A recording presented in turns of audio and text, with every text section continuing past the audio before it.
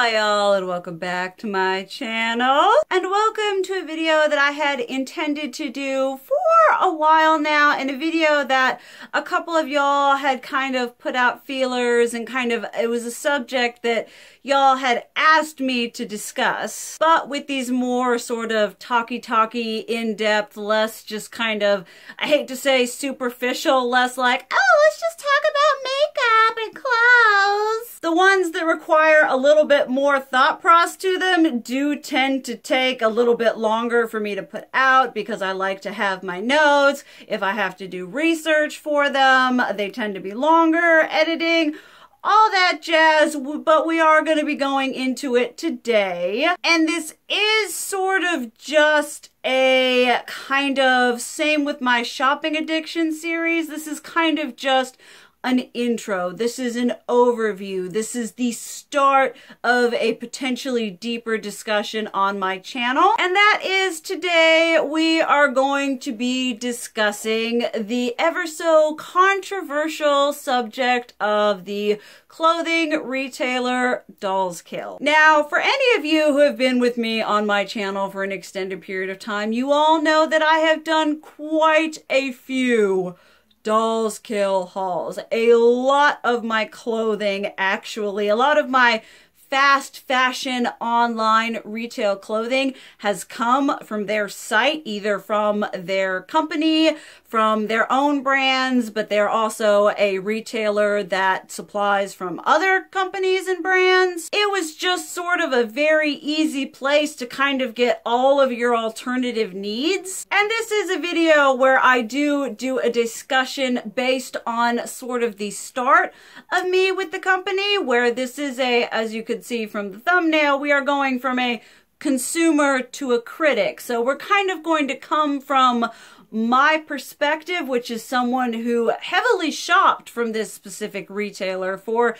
a couple, I would say, 3 to 4 years at this point. So I am bringing sort of kind of my interpretation, my experience in to the mix. I have watched quite a few videos on this subject. I've watched Emily Boo, I've watched Illuminaughti, I've watched Ready to Glare. I will leave correlating videos linked down below. This is less of like an in-depth research, like going through chronologizing all of the like awful, terrible, horrible thing Dollskill has done. It's going to be a more introspective, retrospective look at the company, coming from someone who shopped there quite a lot, and then kind of reaching the conclusion of why I am choosing to no longer shop and support from this people, although I will, you know, you do you. Make your own conclusions. I'm not here to judge. A lot of y'all haven't judged me, so let's just get into the points that I want to talk about. So we might as well start from the beginning. I will honestly say this is going to be a little bit funny. The first time I ever heard of Dollskill was a video from Trisha Paytas like 7 years ago. Like, this was before I was even on YouTube. I was just binge watching haul videos of all kinds. And I remember her being all like, oh, I got this stuff and it's so like cheap and affordable. And I don't know if their prices have changed, but I think about it now and I'm like, was she just wildin'? Because I know Trisha can be a little bit off the beating path, as it were. But I remember that was the first time I'd ever really heard of the company. I didn't really do anything outside of that. And then kind of the first whatever for me was, I don't even know how it happened, but I stumbled across their brand TIDDIES, which is a 90s inspired, it is their house brand, although TIDDIES was a brand in and of itself in the 90s. So I'm not sure about licensing or anything like that, but I was quite drawn to a lot of the pieces. I believe they were having some kind of super sale. If any of y'all are interested or are looking for just context, I will leave my hauls down below. So I went in on the company sort of doing that, and I kind of didn't really know anything about them, and then I started like getting more into them and looking into things. I will say right off the bat that having access to Dollskill and Dollskill having access to Afterpay was probably one of the worst things for me and my shopping addiction, so that's another reason personally why I'm stepping away from them. And I feel like anyone who starts in on something, I started off as just sort of a base, ignorant consumer. I was just someone who wanted access to all sorts of alternative cute clothing, and they had all different kinds of brands. My favorite is definitely one of their house brands, Widow. Loved that. TIDDIES, I had a lot from Current Mood, I had a lot from Sugar Thrills. Then they also had other brands like the Ragged Priest, they carried Trip, they carried Killstar. As someone going in, it was kind of sort of easy to just be like, oh, well, it's so easy to shop from here because it's just a one-stop shop situation. You know, you didn't have to go to Killstar or to Trip. You could just go to the one site. They would have lots of sales. You know, like I said, I was definitely sort of a bright-eyed, bushy-tailed, ignorant consumer, which then sort of brings itself into a level of willful ignorance, because I feel for most people, if you shopped there, you were somewhat aware of some of the issues, some of the controversies, and so that sort of delved itself into like, okay, all right, well, Dollskill is the issue, not the other companies. So I purchased a lot of my Killstar stuff from Dollskill because Dollskill would have sales a lot more often than Killstar, you know, and there were some more pricey brands on there. I got a lot of my bondage Trip pants from there. And so it went into just sort of like this, you know, innocence to, you know, willful ignorance. You know, all right, well, I'll just kind of buy from them, but I'll only buy from like particular brands. I won't buy their stuff. And this kind of leads into one of the main talking points that I feel a lot of people who discuss Dollskill have. And I wanted to talk about this because when it comes to like research and knowledge and things that I'm fairly knowledgeable about, I'm very anal about it. And I want to give like all the details and all the everything.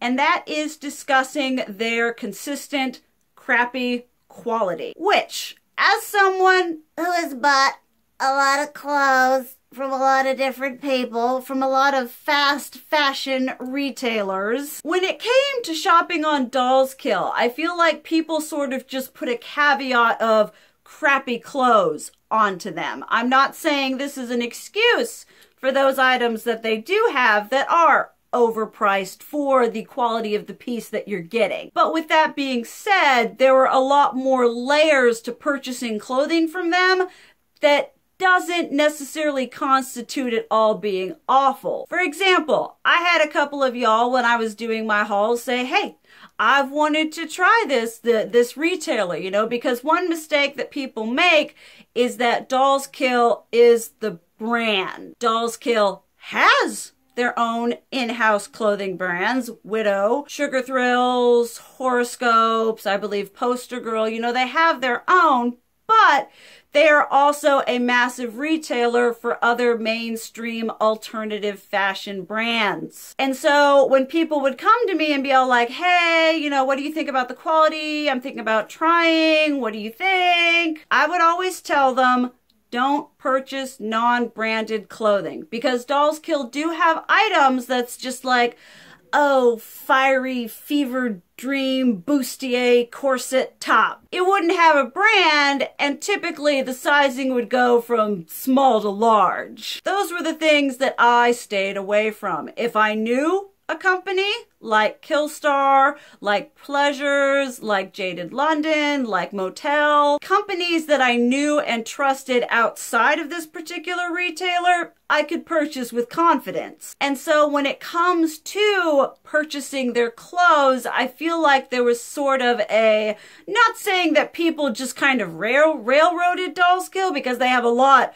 of non-branded, sort of outsourced clothing and accessories that for what they're upcharging are definitely not quality. But that being said, not everything is awful quality, and if you know what you're looking for, if you know what sort of brands you're wanting to buy from, definitely the Dollskill in-house brands were hit and miss. I had the best experience with Widow and Sugar Thrills and Current Mood. I have a lot of pieces from all three of those brands, but I never really felt good when watching these videos when people just were to take a whole giant everything they sell is absolutely awful and overpriced, because a lot of what they sold was overpriced and a lot of what they sold did have inferior quality to what they were charging, as well as the fact that sometimes, like, if they would have, like, they have brands, like, for example, they carried Alchemy England stuff, sometimes they would have a little bit of a uptick in price compared to what you could get that piece on their site. But I never felt comfortable with just putting an entire kibosh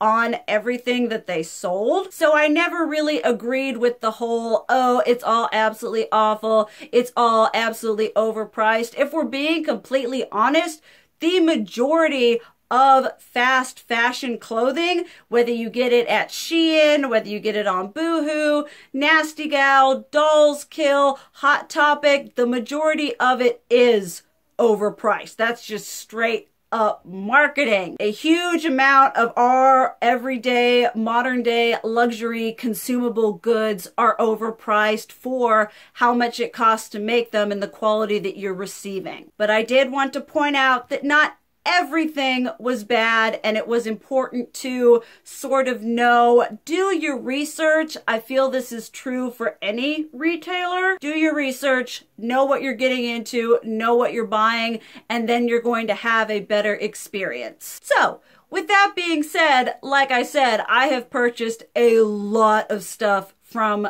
this company, either it being from their own in-house brands or it being from brands that I knew and trusted off of this particular retailer site. Now, one thing I wanted to point out, which is sort of something that I like to look at things very objectively. I like to see not necessarily both sides, but when it comes to people going head straight long into hating a particular something, I am someone who appreciates sort of a passionate take on every aspect of it, rather than just taking all of your anger and fueling it towards one particular thing. And what I mean by that is Dollskill, while it has its own brands, is mainly a retailer for other companies. They are an online site where you can access other brands and purchase them. And so when you have all of these people absolutely, completely boycotting Dollskill, which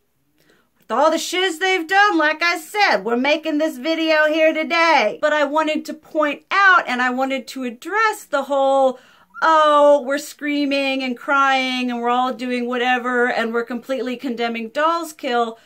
Do we have that same sort of passion, that same sort of rhetoric, that same standard for the companies being sold on this retailer? When the whole Black Lives Matter thing happened with the founder of Dollskill, Killstar was contacted and they were like, all right, we're jumping ship. But when looking at this in a subjective fashion, when looking at this in a sense of holding companies responsible for their actions, is it all right for us to, you know, condemn Dollskill and completely boycott and then continue to support and purchase from the brands that had been on the site and still are? Because I absolutely love me some Killstar, y'all, and I would like to think that they did the right thing when this went down.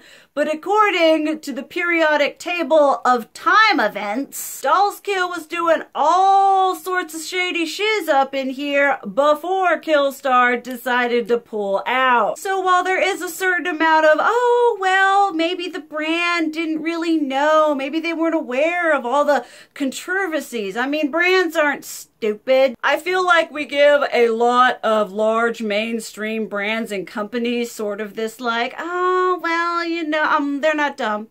They know. They are multi-million, billion-dollar companies. They've got research. They know what's happening. And in the end, it's a business. And a business is made to make money. And if they're making enough money to keep selling at Dollskill, that's probably what they're gonna do. So I just kind of wanted to call to attention, call into question this whole kind of boycotting frenzy we have, where we kind of hyper focus on this one particular thing, while there are a lot of broader aspects that we could look into. It's sort of the same thing with my beauty content, where everyone just zeroed in on absolutely destroying Jeffree Star, and I'm like, that's great. Hold him accountable. But are we holding the same level of accountability to other companies and other people who, in hindsight, are probably just as guilty? So in the boycotting of Dollskill, which is great, which is wonderful, I feel like that's a thing, more for their awful, shady, terrible behavior, business practices than, you know, their outsourced, overpriced stuff, because every company does that. I'm sorry. Everyone who's horrified about Dollskill doing this, I'm like, do just a little bit of research, and basically every online fast fashion retailer does that shiz. This is not the first and won't be the last. But when you're talking about boycotting them, do you then take a moment and think about the brands that you purchased from them, like Trip, like Killstar? There's a brand that I love on there, Selkie. I think it's Sister Jane. A lot of these well-known, reputable brands that a lot of people would support, you know, some of them are smaller, some of them are more, you know, and you're like, yeah, that's absolutely great. I want to support these brands. And you're like, but are they any less guilty than Dollskill are for allowing themselves to be sold on Dollskill? You can only claim ignorance for so long. So that was just something that kind of came to the forefront of my mind, where it was like, you know, the boycotting, that's great, that's good, that's wonderful, but are we only holding one particular retailer responsible rather than holding the single companies themselves who allow themselves? It's not like they come and, excuse me, burp squad. It's not like somebody coming and demanding and saying you can only be sold on this retailer. These places have their own sites. And what made me think about this is a lot of people who do videos on Dollskill are like, you can find these companies. If you love these companies, just go to their websites. And I'm like, that's great. Go support them. But they were fine being bought through Dollskill. You know, I'm just wondering about a level of guilty by association. I'm all about holding brands and whatever's accountable, but I'm all about having a level playing field about it. Okay, let's talk about one of the more definite, more very well-known issues with the company, and that has to do with design stealing. Now, as someone who is an artistic, libertarian whateverness, having your shiz stolen was one of the absolute worst things ever. And Dollskill is most definitely no stranger to doing this sort of thing. They have quite a few issues and controversies, not only of just sort of having designs that randomly show up that you're like, that looks like that, but also having recorded, screenshotted discord between smaller creators that are like,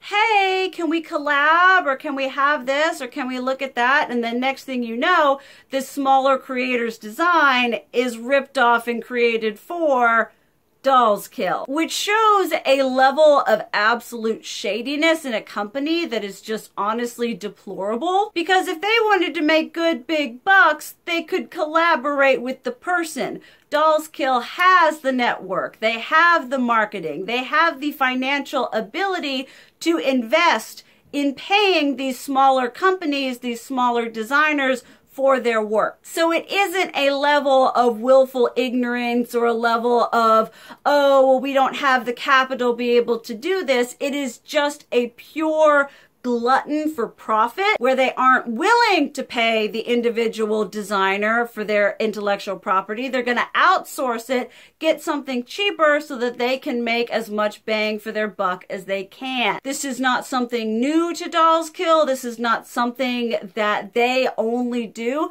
but it is something that they have done on a repeated basis. And one thing that I would say is like something to take into consideration when it comes to design copying, definitely be wary, because a lot of the design copying happens with the Dollskill in-house brands, like Current Mood and Sugar Thrills are two very notorious ones who have copied designs from smaller creators. And Current Mood and Sugar Thrills are two of the main Dollhouse owned brands. It's true that there are no true things of being like complete originality, but at the same time, when things don't look similar and they look exactly the same, it's like, especially when in these cases it has been widely documented, screenshotted. Like I said, I will leave videos going more in depth into this down below. You know, if you do it once and you don't really have your research finished and you're like, oh, sorry, we didn't really mean to steal that, you're like, okay, all right, give them a little leeway. But when it's a consistent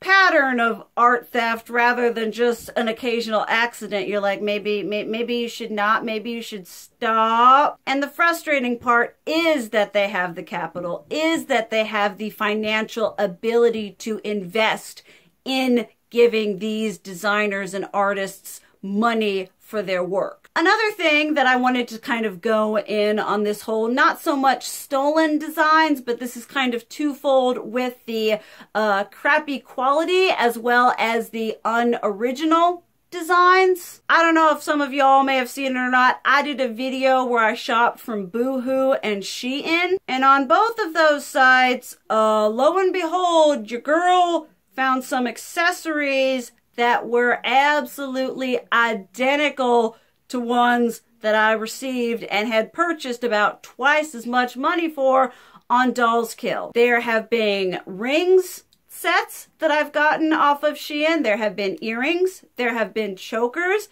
that I have bought on Shein and then seen on Dollskill. There was actually one in one of my videos where I was like, it was like, I think $3. And I was like, out of all the chokers I got in this haul, this one is the lamest. It wasn't very good quality. I mean, I paid like $3 for it, but compared to the really good quality from some of the other ones I got for $3, that one was the saddest, most pitiful one. And then I saw that shiz pop up on Dollskill for like $18, and I was like, don't do it. So one thing that's important to remember that I feel like a lot of people don't think about or aren't aware of when it comes to these places, especially when these companies are kind of selling to you a bougie boutique exclusive experience. These places bulk order stuff from places like Shein because it's cheaper per unit. And so they can order things like these chokers and these ring sets for like, you know, $1.25 each and then charge you $5, $10, $15, $20 for them. And that I feel is part of where some of the inconsistent quality comes from, because I purchased quite a few things from Shein and some of those chokers that I have are absolutely phenomenal. I would pay $25, $30 for them. And then you have other items from the exact same place that aren't so good, because there was a belt I bought off of Shein that I was like, yeah, sure, it's okay for $5. I saw it on Dollskill for like $20. So I thought it was kind of funny how there was this literal, like this intense level of overlap that was just so significant, where I was like, I've seen that. I know where that is. And I feel that is sort of a telling thing about just the core of Dollskill, where not only are they, you know, profiting off of designers that they're not paying, they're also not having a huge amount of consistent quality control when it comes to those bulk purchase items. Now, it's important to know that a lot of fast fashion companies do. You know, a lot of these places are like, oh, we've got exclusive, really great stuff, and it's just mass-produced stuff. That's just the way it is today when you are buying a lot of stuff online. When people were talking to me about like quality and pricing, I'm like, do y'all shop at Hot Topic? I would say the quality and the pricing are just as hit and miss as that company, and I've shopped a lot from them before as well. When you hold a company up to a certain standard that it can't adhere to, it's gonna fall short. And I understand that Dollskill does have a typically higher skewed price point, although it is important to remember that they carry different retailers, like For Love of Lemons, which addresses like $350. And then you've got something from their in-house brand and you can buy a dress for like $38, although they have a lot of overpriced stuff too. There was this one thing that I wanted, it was like $48, and I'm like, no. But it is important to compare to other places that you're shopping from. Like I say, I would put Dollskill at least their main brands, not necessarily Trip, which fantastic quality, love it, Sister Jane and Killstar, you know, I would say Sugar Thrills, Current Mood, Widow, you know, that would be Hot Topic quality, occasionally better or occasionally less. But I would say that the majority falls under those typical, you know, young, teen, tween, you know, we've got Forever 21, we've got H&M, although H&M is really pricey, Charlotte Russe, Brandy Melville, you know, that sort of level, which are all companies that do an excessive amount of outsourcing. A lot of their stuff, especially with Brandy Melville, will say, oh, well, we're made in thus and such, when reality, if you do your research and kind of follow that product back to its origin, 99.999% of stuff is actually produced in China. So it's important to remember and to know that while a lot of these places, I mean, it's a horrible, awful, awful practice, but while a lot of these places do profess to have more of a boutique or more of a prestigious experience, they're probably just outsourcing their products. And that is why Dollskill does have a lot of inconsistent quality control with the items they sell. Okay, let's talk about another very, very problematic problem with Dollskill. Let's talk about the R word. This one right here. I don't know if that's going to get me demonetized or not, because demonetization is a thing, but this right here, very bad, very important. In sort of the early days, Dollskill had kind of a particular aesthetic, which was thin, white, you know, kind of, you know, I feel stereotypical high fashion, consumeristic, marketable fashion look. And they didn't really have a lot of representation in the sense of diversity. They have since expanded a lot more, I would say, in plus sizing, with a lot more of their items ranging in higher, especially from their own personal brands. You can only size as much as you can from other companies. But another big area which was lacking was a more culturally diverse model base. Quite a few companies have had issues with this in the makeup and the fashion industry. There is sort of this stigma isn't the right word. There is sort of this like tall, thin, and white aesthetic, which is one thing that is very prevalently shown in the alternative community, which is dumb. I mean, have you seen deep, dark, delicious melanin gothic? Oh my goodness, we need so much more of that. And it's a really big struggle, especially when you have a company like Dollskill that's all like, we're here, we're on a fashion roll for inclusivity and diversity and being weird and whatever, but they have sort of one look. So after the whole Black Lives Matter issue, and after that whole thing, and after the awful apology by Shadi Lynn and everything like that, I was kind of just, you know, going through the site, doing my thing, right? And one thing that I noticed is after that whole backlash, in a couple of their ad campaigns from TIDDIES, from Sugar Thrills, as well as just some new clothing marketing shots, they were having a lot more representation. Maybe not in size, but most definitely in color. They had some very, very beautiful gals doing their thing in whole ad campaigns, in whole shoots, which was beautiful. I thought a lot of them were styled absolutely perfectly, really well done. But one thing that's important to note when it comes to this particular behavior and this particular sort of causation reaction is having ad campaigns that suddenly advocate for and suddenly use people of color that doesn't excuse or make better your previous interactions and actions. I have written down here, you cannot be racist, hire racist employees, or approve of racist behaviors and expect people to be okay with it. Buying stocks in people of color owned fashion does not make you an activist. It makes you someone that maybe listened to people telling you that you were having some issues and maybe you ought to do something about it, because this wasn't something that Dollskill did sort of as a venture on their own. They didn't look at their site. They didn't look at their level of diversity and think, we're lacking something. We need to add this to the mix. It was a response to the backlash that they had for not having it. So it wasn't, I feel, a truly internalized thought process as it was, oh, well, we need to do something. Let's get some diversity up in these ad campaigns. And so while you can appreciate, yeah, there may be potentially partially doing something now, is it because they actually have a truly internalized desire to change, or are they doing it as damage control for the moment? I want to keep a closer eye on the site and kind of keep an eye, because as someone who has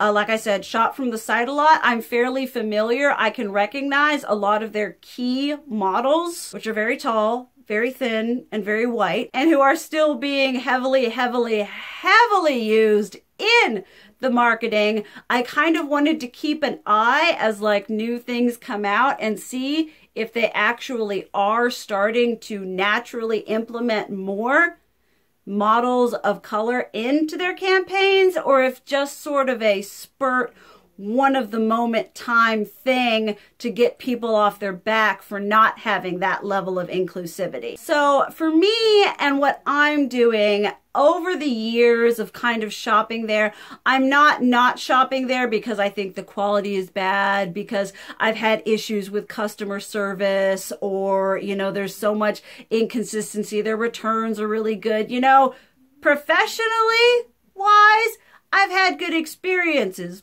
But with that being said, morally wise, I am becoming a person. It's taken me a while. I used to like to wiffle waffle a lot, but now in my life now, I have come to the point where I like to take stances. I like to make the right decisions according to my own morality and ethics. And because of that, I just really I can't give my money. I cannot give them my monies. As much as I love their clothes, this is a dress from one of their brands. I absolutely love it. But honestly, kind of the same thing when it comes to who I spend my, you know, what makeup companies I spend my money with. Cute clothes isn't enough to sell my moral soul for. It's definitely, obviously, a very personal thing. I know Dollskill has had years of controversy up in all sorts of everything they do, but from the people they work with to the people they don't work with. Like I said in the beginning, this was just sort of a personal reflection overview of kind of the company, from going from a consumer to someone who isn't going to be purchasing from them anymore. If you are interested in me going more in depth into some other subjects and just some different topics within this topic, definitely let me know down below. There are so many more layers and issues to this than it just being a crappy company. Some things that are definitely very subjective, some things that I feel are a bit more universal. Today, I just wanted to kind of do, you know, the tip of the iceberg situation going on. I would love to hear what y'all have to say below, down below. Oh, my brain just I'm so grateful for all of y'all who have contacted me via Snapchat, Instagram, have had discussions with me, have sent me links and information. That's been very eye-opening and wonderful. I hope you enjoyed this video. Like I said, if you would like me to expand more, do more, I love creating this kind of content, but thank you guys so much for watching. I love you, and as always, keep it real. Mwah!